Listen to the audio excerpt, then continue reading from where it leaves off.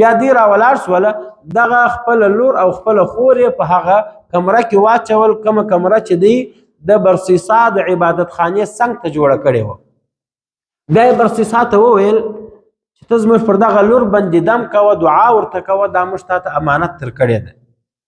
کله چې به برسیسا د لمانځه څخه فارغه سو او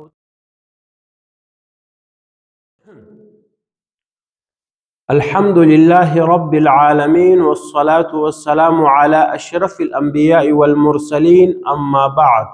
السلام عليكم ورحمة الله وبركاته.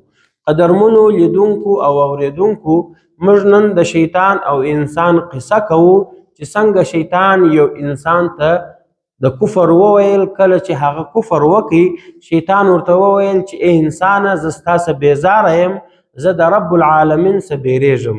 الله سبحانه وتعالی د دې بیان په سورة الحشر کې کړی دی او الله سبحانه وتعالی فرمایي كمثل الشيطان إذ قال للإنسان اكفر فلما كفر قال إني بريء منك إني أخاف الله رب العالمين فكان عاقبتهما أنهما في النار خالدين فيها وذلك جزاء الظالمين.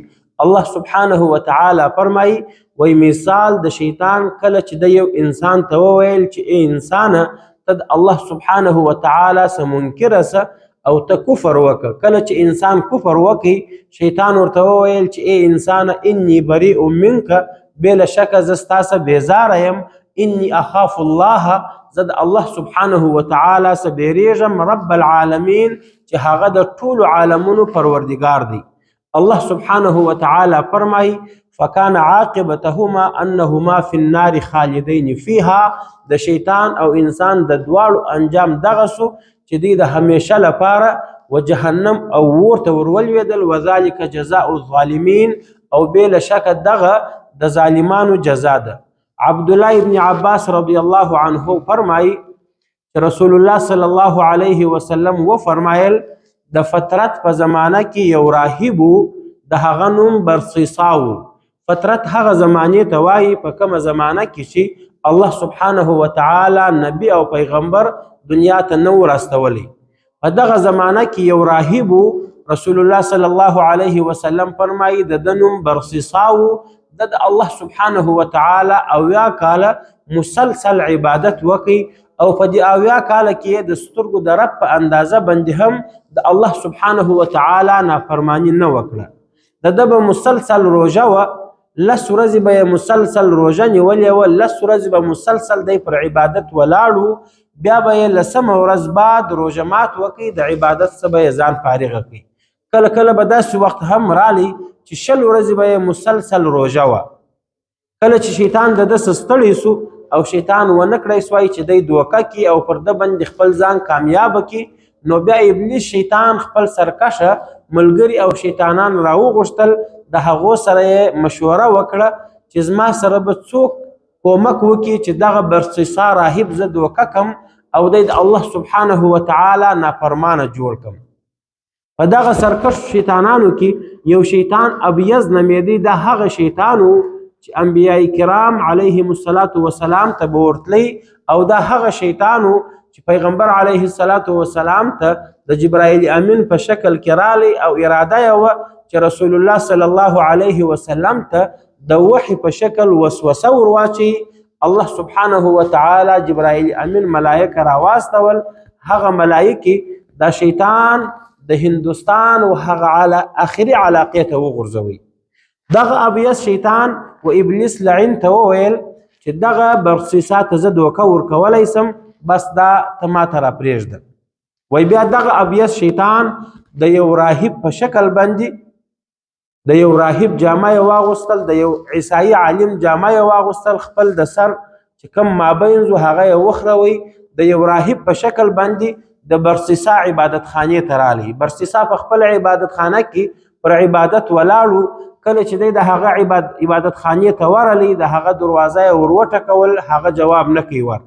دی د هغه د عبادت خانې لاندې دغه شیطان چې ابیض نومیده د هغه د عبادت خانې لاندې پر لمانځه ودرېدی، عبادت یې شروع کړي.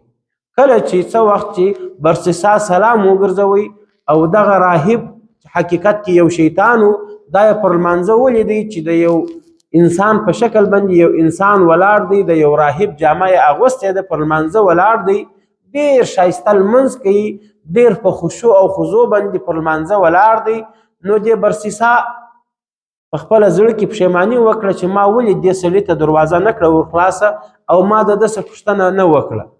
بیا دغه برسیسا و دغه انسان ته ورغلی، پوښتنه یې جنو وکړه چې ته څنګه راغلی یې؟ هغه ورته وویل زه د دې لپاره راغلی یم چې ستا سره یو ځای عبادت وکم او ستاسو ادب زده کم، ستاسو اخلاق زده کم. برسیسا دغه عیسائی عالم ورته وویل چې زه نه یم فارغه، بیا پر لمانځه ودرېدی. کله چې 10 ورځې بعد د لمانځه سزام فارغه کوي چې ورته ویې کتل هغه شیطان چې په حقیقت کې شیطان و او د یو راهب په شکل راغلی و، هغه مسلسل پر لمانځه ولاړ دی. نو دې برسیسا ته د هغه راهب لمونځ ډېر خوند ورکړي، ډېر جن متاثره سو. بیا یې ورته وویل چې ته څنګه راغلی څه غواړې؟ دې شیطان ورته وویل چې د یو انسان او راهب په شکل و. دې و برسیسا ته وویل زه د دې لپاره راغلی یم چې ته ما ته په خپله عبادت خانه کې ځای راکه، زه ستا سره یو ځای عبادت کوم. بیا برسیسا و دغه شیطان ته اجازه ورکړه. دغه شیطان د برسیسا پر څنګ ودرېدی او د ده سره یو کال مسلسل عبادت وکړي. داسې عبادت به یې کوئ چې برسیسا به 10 ورځې بعد روژه ماتول. دغه شیطان چې په حقیقت کې شیطان او د یو راهب په شکل راغلی و، دې به 40 ورځې بعد روژه ماته کړه. دا به 40 ورځې مسلسل پر لمانځه ولاړ و، 40مه ورځ به یې روژه ماته کړه. کله چې برسیسا د ده دغه عبادت ولیدی چې دی در ما ډېر زیات عبادت کوي او د ده عبادت ډېر خوند ورکوي، نو برسیسا د ده څخه ډېر متاثره سو. یو کال بعد دغه شیطان د ده څخه د تلو اراده وکړه چې نور نو زه ستاسو ځمه، ته ما ته اجازه راکړه. شیطان چې کله د ده څخه د تلو په وخت کې اجازه وغوښتل چې نور زه ستاسو ځمه، ما ته اجازه راکړه، دغه شیطان و برسیسا ته یو څه کلمات او یو څه دعاوې ور وښولې او بیا یې برسیسا ته وویل چې دا داسې دعاوې دي که یې ته پر یو لیوني ووایه هغه ته به الله سبحانه وتعالی صحت ورکړي، او که یې ته پر ناجوړه ووایه هغه ته به الله سبحانه وتعالی صحت ورکړي، او که یې ته پر یو دی چا ووایه چې پر هغه پیرانان ناست دي هغه ته به الله سبحانه وتعالی ستا د دغه کلماتو په برکت او ستا د دغه دعا په برکت صحت ورکړي. بیا دغه شیطان د برسیسا د عبادت خانې څخه راووتی او ابلیس لعین ته رالی او هغه ته یې وویل چې دغه برسیسا ما هلاک کړي، نور دی ما دوکه کوي، اوس ته ورته ګوره. بیا ابیس شیطان پر یو انسان باندې کښېنستی، هغه یې خفه کوي، د هغه قریبان پریشان سول، پر هغه باندې پیرانان ښکاره سوله. بیا شیطان د دې سړي قریبانو ته رالی او هغو ته یې وویل چې که چیرې تی د ده علاج کول غواړئ زه به د ده علاج وکم. هغه ویل سمه ده، ته زموږ د دغه قریب یا زموږ د دغه دوست علاج وکړه. کله چې د هغه انسان علاج شروع کړي نو انسانانو ته یې وویل چې زه د دې علاج نسم کولی، په هغه کلیسا او عبادت خانه کې یو راهب ناست دی، تاسې هغه ته ورسئ، هغه د ده علاج کولی سي. بیا خلک ولاړه و هغه برسیسا ته ودرېدل، د هغه دروازه یې ور وټکول چې زموږ دغه قریب شیطانانو نیولی دی، پیرانانو نیولی دی، نه جوړېږي، ته دعا ورته وکړه، دم پر وکړه چې الله سبحانه وتعالی صحت ورکړي. کله چې به برسیسا پر هغه انسان باندې دم او چو وکړي هغه به جوړ سو، شیطان به د هغه څخه لرې سو، انسانان د برسیسا څخه متاثره سول. دغه رقم به شیطان نورو انسانانو ته رالی، پر انسانانو به کښېنستی، انسانان به یې خفه کړه، انسانان به یې په ناجوړي اخته کړله. بیا به د یو انسان په شکل دوی ته رالی او دوی ته به یې د برسیسا د کلیسا لاره ور وښول چې تاسې هغه ته ورسئ، د هغه اسم اعظم زده دی، د هغه د الله سبحانه وتعالی هغه در ټولو لوی نوم زده دی، هغه به دې ته دعا وکړي، ستی پر مریض به دم وکړي، الله سبحانه وتعالی به شفا ورکړي. نو د خلکو رجوع د برسیسا خواته پیدا سوله، انسانان د برسیسا و طرف ته روان سوله. هر څوک چې به ناجوړه سو شیطان به پر هغه کښېنستی، شیطان به د یو انسان په شکل دی ته رالی او بیا به یې د برسیسا لار ور وښول. بیا دغه شیطان ابیس شیطان دا د باچا پر لور باندې کښېنستی چې هغه ډیره حسینه وه، ډیره ښایسته وه. د دغه باچا 3 زامن وه، دا یوه یې لور وه. پر دغه ښایسته او حسن نجلۍ باندې کښېنستې. د دې نجلۍ پلار مړ سو، د پلار پر ځای اکا پر بادشاهي کښېنستی. کله چې د نجلۍ باندې شیطان کښېنستی او دا یې په پیرانانو ونیول او پر دې خپل اثر ښکاره کړي، نو د دې ورونه ډېر پریشانه سول. بیا دغه ابیض شیطان د یو انسان په شکل باندې باچا او د هغه ورېرو ته رالی او ورته ویل چې زه طبیب یم، زه ستې د دغه شهزادۍ او ستې د دغه لور علاج کول غواړم. کله چې علاج شروع کړي نو بیا یې و باچا ته وویل او د دې نجلۍ د دې شهزادۍ و دا ورونو ته یې وویل چې زه د دې علاج نسم کولی، پر دې باندې یو ډېر زورور شیطان ناست دی، تاسې ولاړ سئ په پلانکي کلیسا کې یو عابد ناست دی، دا و هغه عابد ته او هغه عبادت کوونکي ته ورولئ، هلته یې ورپرېږدئ، هغه به دعا ورته کوي، شیطان به د دې څه لرې کېږي. دوی ورته وویل چې هغه خو ډېر زیات عبادت کولو والا دی، هغه به موږ ته اجازه نه کړه چې موږ د خپله لور هلته ورپرېږدو. شیطان ورته وویل چې تاسې دغه رقم چم وکړئ، د کلیسا څنګ ته یو خونه جوړه کړئ، یو ځای جوړ کړئ، په هغه خونه کې دا خپله لور هلته ورپرېږدئ او ده ته ووایاست چې دغه زموږ لور موږ تا ته امانت راوستلې ده. بیا دوی دغه رقم وکړه. دغه ښایسته حسنه او جمیله نجلۍ چې شیطان پر هغه ناست او شیطان خپل اثرات پر هغه ښکاره کړي ول، دا یې د برسیسا عبادت خانې ته وروستل. هغه انکار وکړي چې دا تاسې بوځئ، دلته زه نه پرېږدم، زه په عبادت مصروفه یم. بیا دوی راولاړ سوله، دغه خپله لور او خپله خور یې په هغه کمره کې واچول، کومه کمره چې دوی د برسیسا د عبادت خانې څنګ ته جوړه کړې وه. بیا یې برسیسا ته وویل چې ته زموږ پر دغه لور باندې دم کوه، دعا ورته کوه، دا موږ تا ته امانت تر کړې ده. کله چې به برسیسا د لمانځه څخه فارغه سو او دغه ښایسته او حسن نجلۍ ته به یې وکتل، نو شیطان به د ده په زړه کې د دې حسن او جمال راوستی. پر دې به پیرانان شیطانان ناست وه، ده به دعا ورته وکړه، د ده د دعا او کلماتو په خاطر به هغه شیطانان جن ولاړ سوله. قرار قرار شیطان د ده په زړه کې د دغه نجلۍ او د دا ښایسته او حسنې نجلۍ محبت راوستی. قرار قرار شیطان درجه په درجه ده ته راتلی او د ده په زړه کې د دې نجلۍ لپاره ځای پیدا کوي.